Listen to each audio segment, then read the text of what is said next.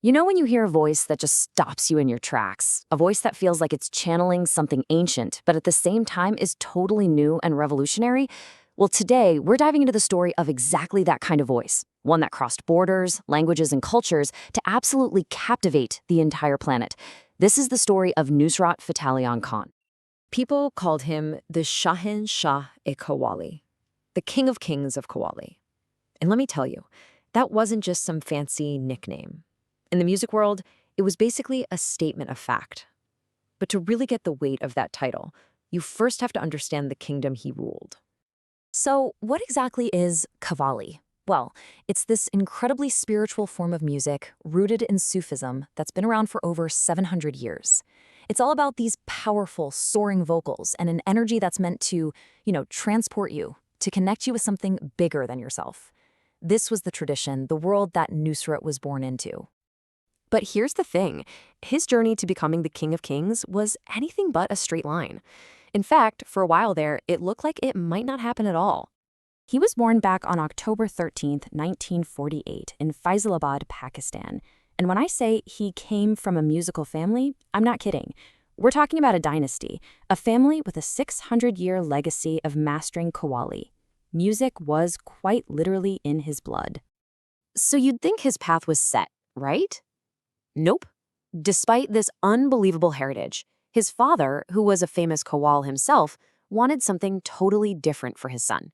He was pushing for him to become a doctor or an engineer, something practical. He wanted to protect him from the tough life of a musician. But destiny? Well, destiny had a much, much bigger plan. Everything changed in 1964. That was the year his father tragically passed away. And that moment, that loss, became the turning point. It pushed Nusrat to finally and fully embrace his family's legacy.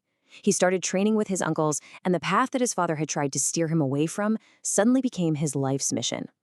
So, with his purpose clear, he set off on a journey. And he wasn't just trying to learn Qawwali. He was about to completely redefine it.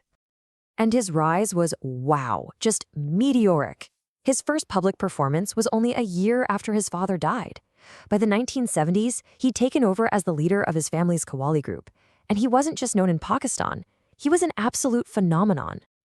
So, what was the secret sauce? What made him so special?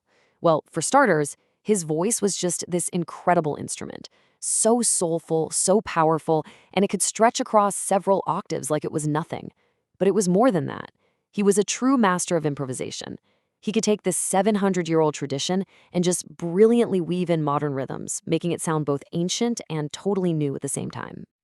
A voice like that, you just can't keep it contained in one country. The rest of the world was about to discover the King of Kings. And honestly, music was never going to be the same. The 1980s kicked off a whole new chapter. He started working with some of the biggest names in Western music, artists who were just mesmerized by the raw, spiritual power in his voice. This was it. This was the moment that bridge between East and West was really, truly built. And we're not talking about small-time collabs either. This was the big leagues. I'm talking about Peter Gabriel, who brought him to a massive new audience through his real-world record label. Then you've got people like Eddie Vedder from Pearl Jam and the producer Michael Brook, who he worked with to create these groundbreaking fusion albums. They introduced Qawwali to a whole new generation that had never heard anything like it. His rise on the global stage was just unbelievably fast. In 1988, his voice is suddenly echoing in movie theaters all over the world on the soundtrack for The Last Temptation of Christ. Throughout the 90s, he just became this huge presence on the world music scene, which all led up to him winning the super prestigious UNESCO Music Prize in 1995. Now, his time in the international spotlight was so intense and so brilliant, but it was also tragically short. The legacy he built in those years, though, that's truly immortal. Just take a look at this number. Over 125 albums recorded. Let that sink in. That fact alone makes him one of the most prolific recording artists in history. The sheer amount of work he created is just staggering. It's a real testament to his incredible creative drive. And then, right at the peak of his fame, he was gone. He passed away on August 16, 1997, He was only 48 years old. It was such a profound loss for the music world, silencing one of the greatest voices we've ever known. But his music is very, very much alive. His influence is everywhere.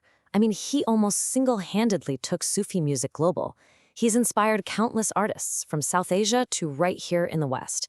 And his legacy is being proudly carried on by his incredibly talented nephew, Nusrat Fateh Ali Khan. As Time magazine put it, he is, without a doubt, one of the greatest artists of all time. So we're left with this question, which I think really gets to the heart of his genius. How can one voice carry the sound of centuries and still feel completely new? Nusrat Fateh Ali Khan didn't just sing songs. He was channeling history, devotion, and a universal spirit that everyone could feel.